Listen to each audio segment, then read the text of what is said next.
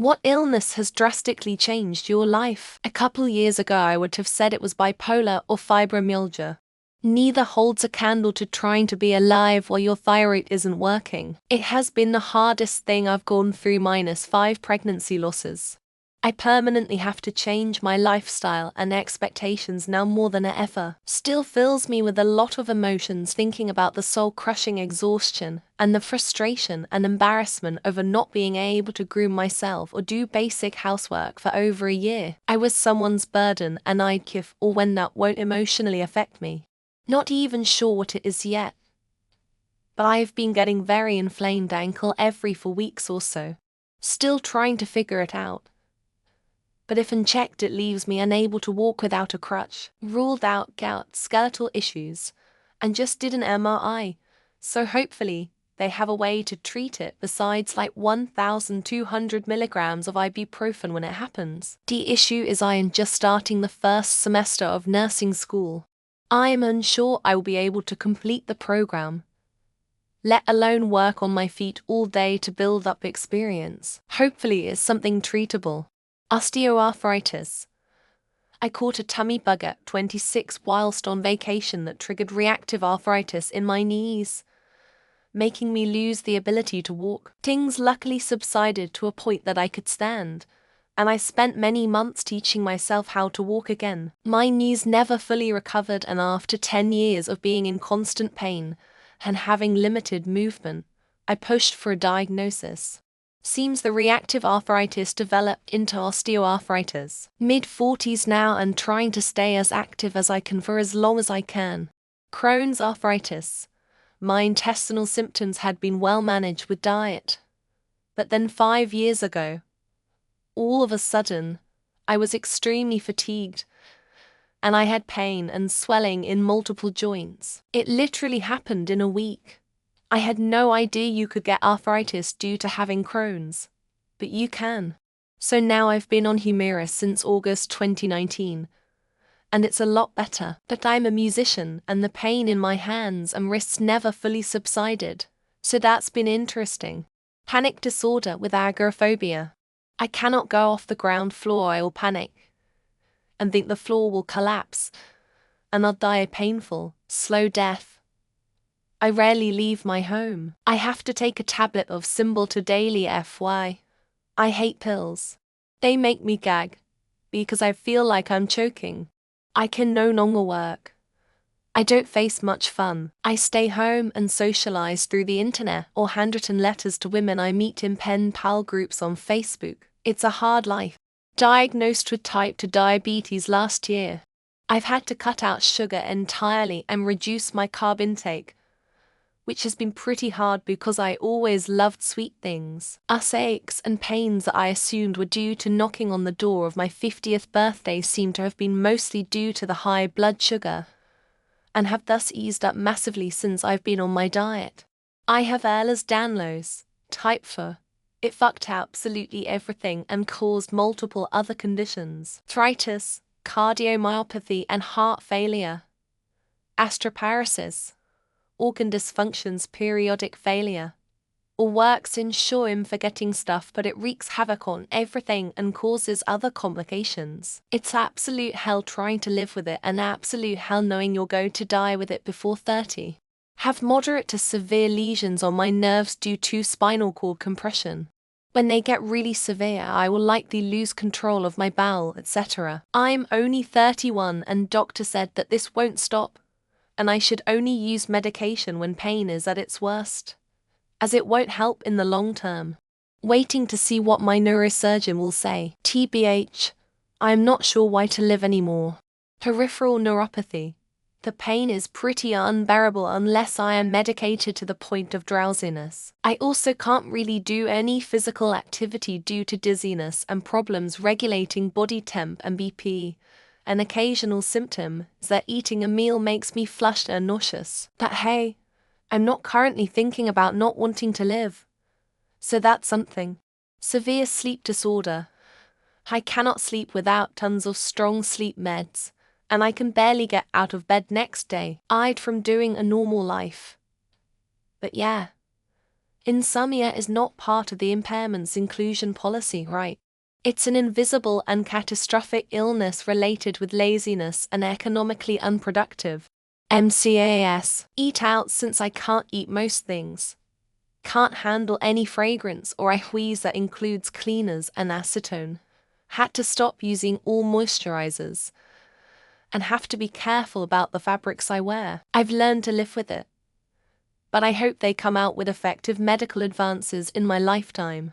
Hepatosplenic T-cell lymphoma, which taught me caregiving and left me widowed at 33, then my own multiple sclerosis diagnosis soon after. The anxiety of never knowing what will happen to me is much less than most experience, I imagine, since my husband's cancer was so terribly aggressive. Live a normal life, for the longest time it was hell get migraines. When I have my glasses off the littlest amount of sun it burns without my glasses. And I can't see things so I lose a lot of things. Chronic ear infections. Try telling a doctor that you have an ear infection in your 30s. They'll send you away and tell you to snort some spray and pop pills for 2 weeks, instead of actually listening to you recount your medical troubles with lifelong ear infections. Prostate cancer. Successfully treated by surgery, but the result is total inability to orgasm. It's a rare result.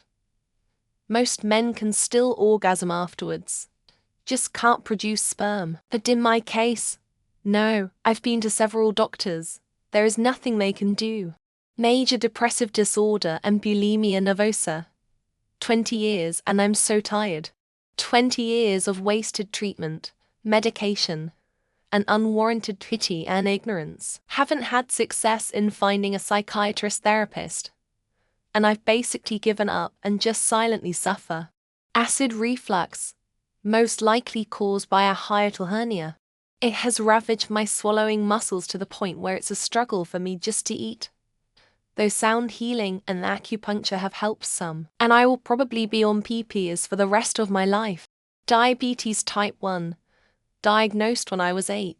It affects everything if you don't look after yourself. Mood, prone to depression, and all the complications that come along. And if you forget to inject your insulin, it can be nightmare ending in a coma.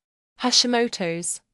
I have an enlarged thyroid so I can't breathe or swallow properly. I always choke on food no matter how much I chew and how little I swallow, and I have to cut my daily pills into 4 pieces just to not choke. It's really fucking shit.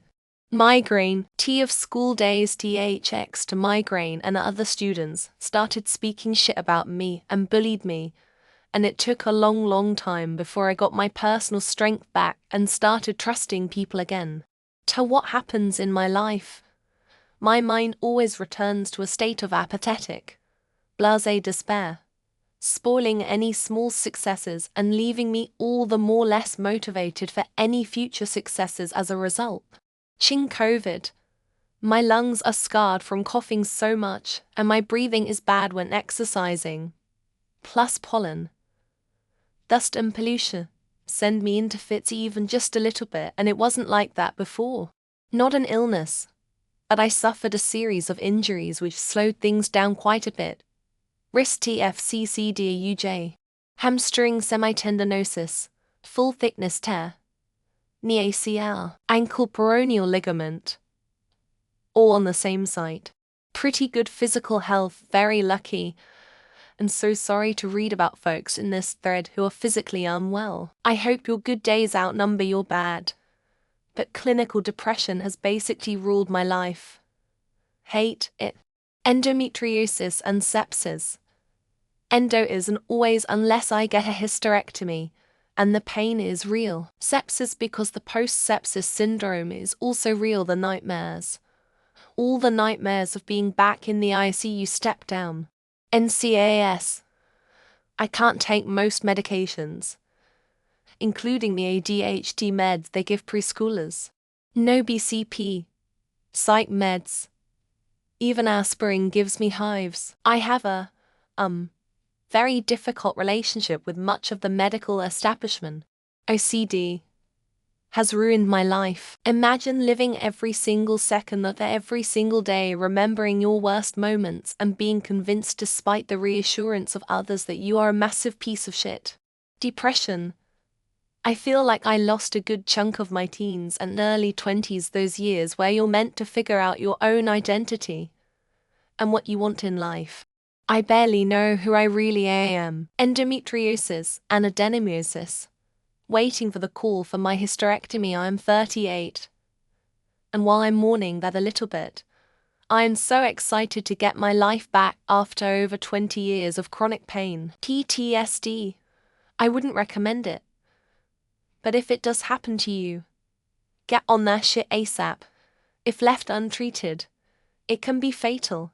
And before you get to that point, it'll cost you everything you care about. Small fiber neuropathy due to antibiotic-induced nerve damage at 24 years old for a misdiagnosed infection. Didn't even have an infection to begin with and wasn't aware of the side effects. FML. PARTS, BPD, major depression and anorexia. I have more, but those are my biggest battles at the moment. I haven't found any relief for the depression or POTS yet. I'm hoping to get there soon. Life really does imitate art. Long story short, don't hop trains and do outlaw type stuff in your youth, or you'll end up with the consumption and bored as it suck. Cruel, cruel world indeed. Phlebitis and edema. My legs were normal up till I was in my mid-20s, and they began to swell and turn red. I have rarely gone swimming since, use compression socks and can't wear shorts.